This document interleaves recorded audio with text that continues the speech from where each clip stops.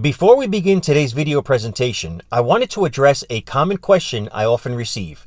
When was this footage recorded?